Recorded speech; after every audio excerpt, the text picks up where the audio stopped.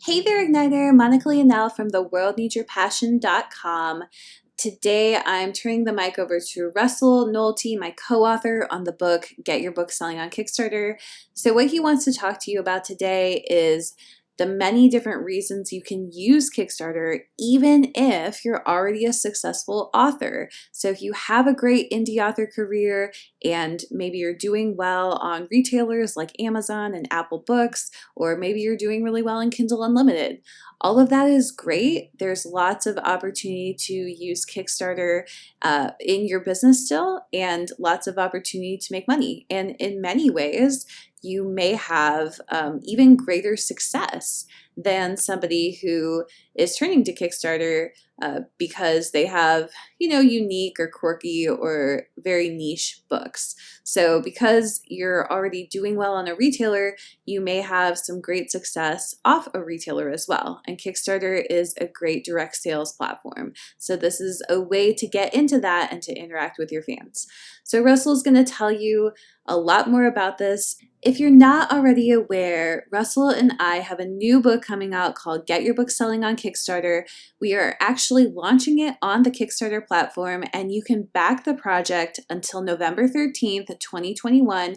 All you have to do is go to kickstartyournovel.com to see all the different reward tiers, all the cool stuff we're doing. We would love to see you behind the backer wall, and we think it's a great project. If you're interested in Kickstarter, then this is the book to get. So again, the book is called Get Your Book Selling on Kickstarter. It's by myself and Russell Nohelty, and you can back it at kickstartyournovel.com. If you're not familiar with Russell's work, he's raised over $250,000 on Kickstarter through comics, anthologies, and publishing, and he has done so across 18 campaigns. His campaign average is about 14 grand, and his novel projects specifically, they typically back at around 10 grand or usually a couple $1,000s over.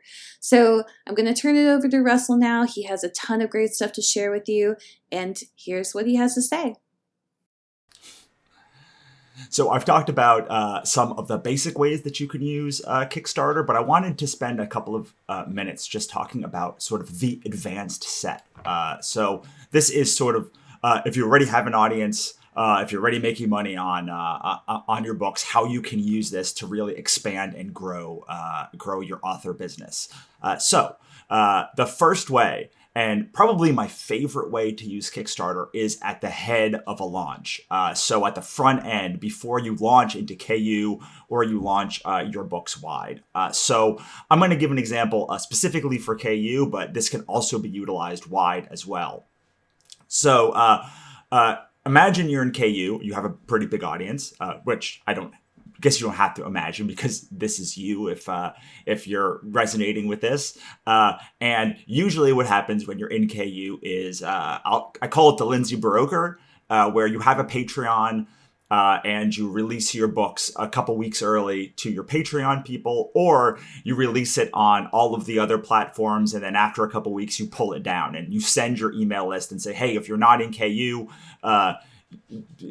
the book is available right now and it's only going to be available for 2 weeks, and then I'm going to pull it down. Well, instead of doing that, you can launch a Kickstarter, and instead of having a Patreon or just uploading your books to all of these places, now you're launching a book on Kickstarter a couple weeks or a month before your book goes into KU. You're maximizing the dollar because people on Kickstarter are going to be paying you more, and you're going to be getting 90 to 95% of your revenue, as opposed to 60 or 70% of your revenue on other platforms. You're making more money, and you're able to give people in all of these other platforms, and also KU people who want to just buy the book and own it outright, the option to buy the book first and foremost on Kickstarter. This takes out all of the uploaded to other platforms. It takes out the Patreon, and you're able to then deliver the book. And then after it's done, put it right into KU. Now you can do the exact same thing if you're doing a wide launch, and it's even better maybe as a wide launch because you don't have to take the book down. It's just one more place that you can have your book live And then you can also put it up into all these other places later. And again, you're maximizing the dollar, because instead of paying for the print costs and then paying the wholesale rate that for print books, and paying 60 to 7 and only getting 60 to 70% on Kickstarter, you're getting 90 to 95%. And now, yes, you can do this on your own website too, but Kickstarter has an engine that helps promote your book to other people in the Kickstarter community. So you're getting the advantage of getting all of the people selling directly, and getting people through a recommendation engine that Kickstarter is using, and you're not using any part of the cliff, the Amazon cliff or the other platforms cliff that exists to eat up those precious days at the beginning of your launch.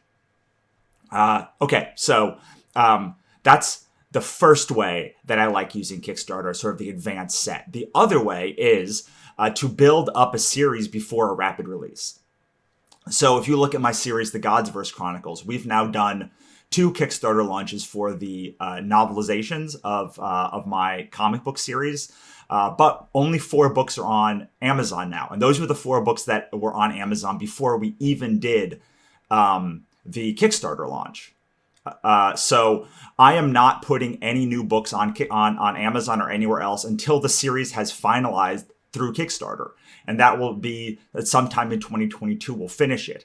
And then I will have 11 books. I'm going to take those 4 books down, and I'm going to relaunch them with fresh ASINs as 11 books. And I can smash through 11 books in 11 weeks and 11 months. I can do them if you're going for an all-star bonus. Maybe you can do 4 books month 1, 4 books month 2, 4 books month 3, and maybe you can hit 3 different all-star bonuses. But you are instead of only having 1 book, you have so many books, and you don't have to necessarily even run advertising for the Kickstarter. I don't run advertising for any of my Kickstarters, and they're all earning out. So I am going into my launches on Amazon completely free and clear, with no debt, and also a nest egg.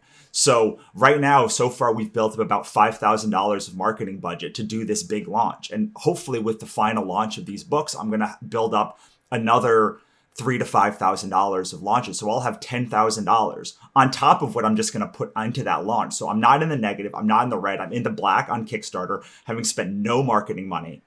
And I'm able to smash all of those books on Amazon very, very quickly, and rocket up even higher in the charts.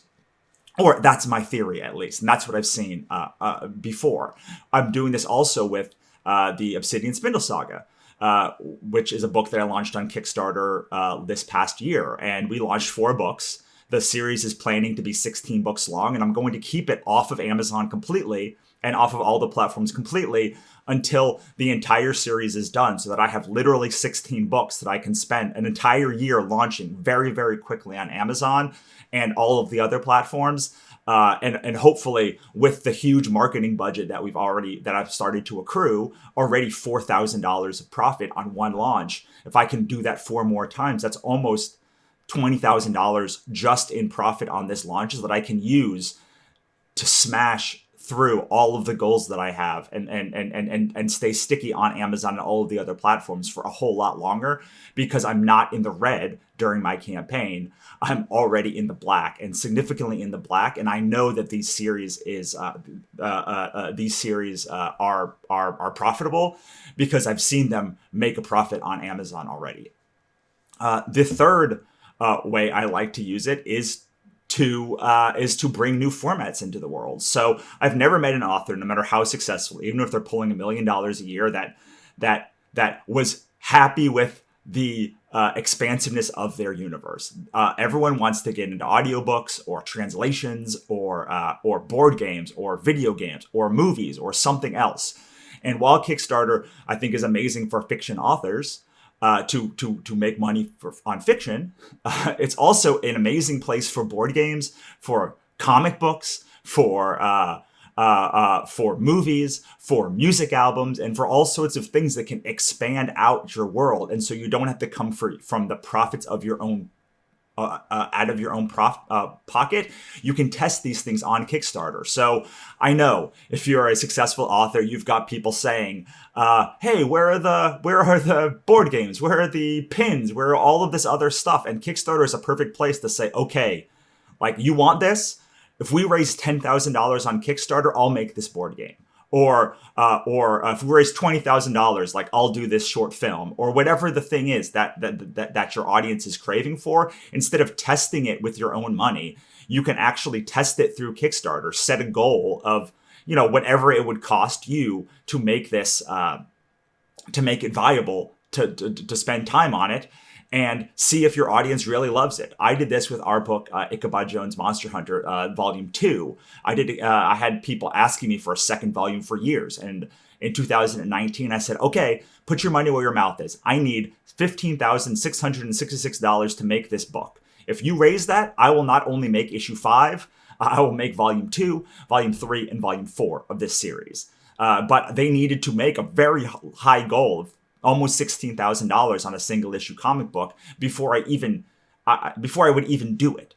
And so the since then we've done volume 2 and volume 3, both of which have smashed through $20,000 each.